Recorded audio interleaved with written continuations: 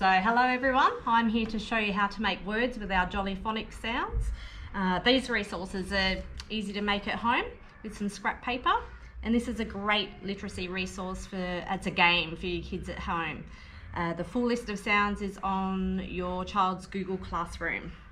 So these are our Jolly Phonics Sounds. We have s, s, a,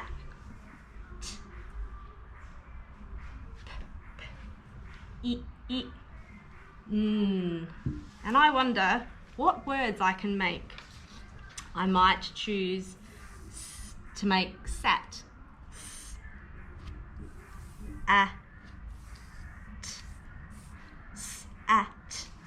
sat, and then I can change it around.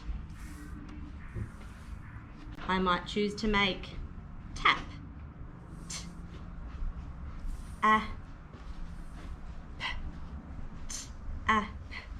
tap. So now it's your turn. You can challenge yourself and make as many words as you can create, as many different words, and we'll see how that goes.